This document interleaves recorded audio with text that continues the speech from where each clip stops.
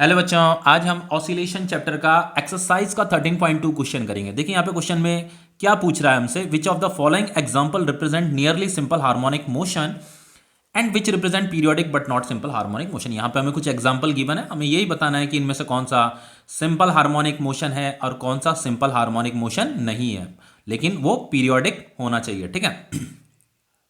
तो देखो यहाँ पे नियरली सिंपल हार्मोनिक मोशन लिखा है, मतलब हमें ये बताना है नियरली सिंपल हार्मोनिक मोशन का मतलब ये है एक ऐसा मोशन जो आपका अगर नियरली सिंपल हार्मोनिक भी हुआ तो हम उसे एसएचएम ही कंसीडर करेंगे। अगर वो नियरली सिंपल हार्मोनिक भी हुआ तो हम उसे एसएचएम ही कंसीडर करेंगे।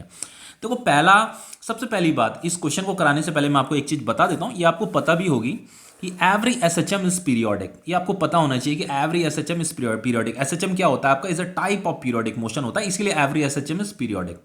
But every periodic is not SHM. ठीक है, आपके जितने भी पीरियोडिक मोशन है वो सारे के सारे पीरियोडिक मोशन एसएचएम नहीं होते हैं। कुछ एसएचएम होते हैं पर कुछ एसएचएम नहीं होते, इसीलिए यहां पे लिखा है every periodic motion is not SHM. ठीक है, but every SHM is periodic, ये आपको पता होना चाहिए। चलिए स्टार्ट करते हैं। देखो फर्स्ट क्या कह रहा है हमसे, the rotation of earth about its axis. इसके बारे में हमें बताना है कि जो rotation of earth about its axis होता है वो एसएचएम सिंपल हार्मोनिक मोशन होता है या नहीं होता, या पीरियोडिक होता है but not simple harmonic motion, क्या होता है मतलब ये हमें बताना है। तो देखो जैसे आपका ये अर्थ है, ठीक है, तो हमारी ये जो अर्थ है ये क्या कर रही है, एक्सिस के अबाउट क्या कर रही है, रोटेट कर रही है। इस एक्सिस के अबाउट क्या कर रही है, यहाँ पे रोटेट कर रही है।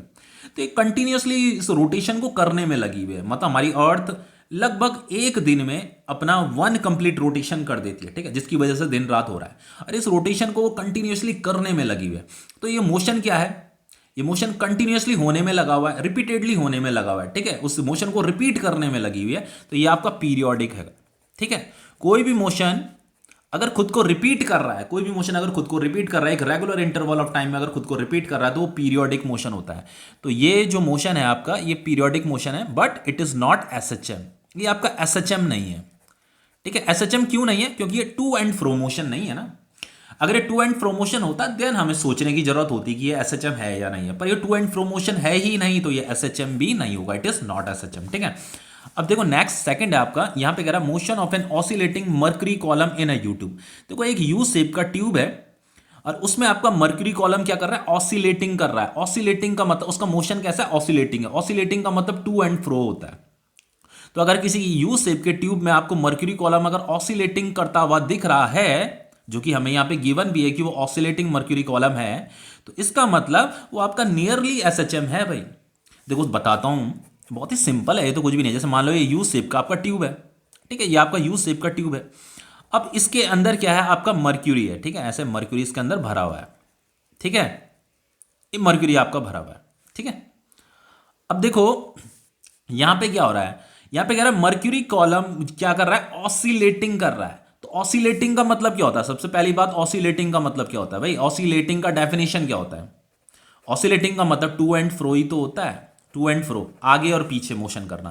तो यहाँ पे जो ये आपका मर्क्यूरी कॉलम है, ये मर्क्यूरी कॉलम क्या कर रहा है, टू एंड फ्रो मोशन कर रहा है। क्या कर रहा है, टू एंड फ्रो मोशन कर रहा है। तो अगर ये नीचे की तरफ आएगा तो इधर का जो मर्क्यूरी कॉलम है ये ऊपर चला जाएगा, और इधर का मर्क्यूरी कॉलम अगर नीचे आएगा तो इधर का मर्क्यूरी कॉलम ऊपर चला जाएगा। तो यहाँ पे का जो मर्क्यूरी कॉलम है वो आपको क्या करता हुआ दिखाई देगा, टू एंड फ्रो मोशन करता हुआ दिखाई देगा, ऑसिलेटिंग। खुद ही ये तो हमें क्वेश्चन में गिवन है, ये जो मर्क्यूरी कॉलम है वो ऑसिलेटिंग है। ऑसिलेटिंग का मतलब टू एंड फ्रो मोशन। ठीक है, तो ये आपका क्या है, ये आपका नियरली एसएचएम है। It is nearly simple harmonic motion, तो इट इज एसएचएम। ठीक है, क्योंकि वो टू एंड फ्रो मोशन कर रहा है, it is SHM. Nearly SHM भी लिख सकते हो आप। अब देखो सी पार्ट क्या है, सी पार्ट क्या है, यहां पे कह रहा है motion of a ball bearing inside smooth curved bowl. देखो एक कर्व्ड बाउल है हमारे पास, एक कटोरा है, ऐसे कर्व्ड बाउल इस तरीके से, स्मूथ कर्व्ड बाउल है। देखो स्मूथ लिखा हुआ है, उसका सरफेस क्या है, स्मूथ है, मतलब फ्रिक्शन लेस हम उसे कंसीडर कर सकते हैं। तो वहां पे एक बॉल क्या कर रही है, मोशन कर रही है। और वो मोशन कैसे कर रही है, देखो when released from A point slightly above the lower most point. देखो हमने क्या किया, ये इसका लोअर मोस्ट पॉइंट है, तो इससे थोड़ा सा स्लाइटली अबव यहां पे हमने एक बॉल को क्या कर दिया, यहां से रिलीज कर दिया। तो अगर हम उसे यहां से रिलीज करेंगे तो वो इस तरफ जाएगा, फिर इस तरफ आएगा, फिर यहां से फिर इस तरफ जाएगा, फिर यहां पे क्या करेगा, टू एंड फ्रो मोशन करता रहेगा, ऐसे स्ट्रेट लाइन में टू एंड फ्रो मोशन करेगा। तो स्ट्रेट लाइन में जो यहाँ पे टू एंड फ्रो मोशन कर रहा है उसी को एसएचएम बोला जाता है। अगर वो, तभी तो यहाँ पे देखो क्या लिखा है, यहाँ पे क्या लिखा है कि हमें जो रिलीज करना है from A point slightly above the lower most point, तो जो उसका लोअर मोस्ट पॉइंट है वहां से थोड़ा सा स्लाइटली अबव, ताकि वो स्ट्रेट लाइन में ही टू एंड फ्रो मोशन करे। समझ में आ रहा है ना?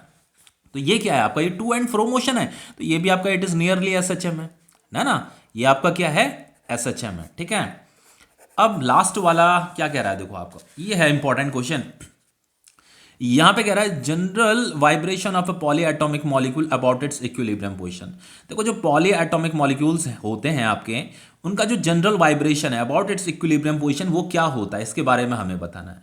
अब एक बात तो आपको पता होगी कि जो पॉली एटॉमिक मॉलिक्यूल होते हैं, पॉली एटॉमिक मॉलिक्यूल में मल्टीपल डिग्री ऑफ फ्रीडम होता है। समझ में आ रहा है ना, मल्टीपल डिग्री ऑफ फ्रीडम होता है। तो मल्टीपल डिग्री ऑफ फ्रीडम का मतलब यह है कि पॉली एटॉमिक मॉलिक्यूल में आपका ट्रांसलेटरी मोशन भी होता है, रोटेटरी मोशन भी होता है और वाइब्रेटरी मोशन भी होता है।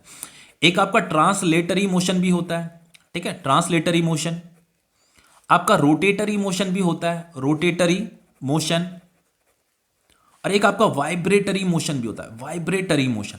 अब देखो ये जो रोटेटरी मोशन होता है ये तो आपका पीरियोडिक होता है, ठीक है, ये तो आपका पीरियोडिक होता है, लेकिन ये जो वाइब्रेटरी मोशन है ये आपका एसएचएम हो भी सकता है और एसएचएम नहीं भी हो सकता। अगर वाइब्रेटरी मोशन बाउंडेड है तो ये एसएचएम होगा, और अगर ये बाउंडेड नहीं है तो ये एसएचएम नहीं होगा। तो आपका पॉली एटॉमिक मॉलिक्यूल में वो जो वहां जो वाइब्रेटरी मोशन होता है बच्चों, वो बाउंडेड नहीं होता है, इसीलिए ये आपका एसएचएम कंसीडर नहीं किया जाता। तो ये आपका एसएचएम नहीं होता है।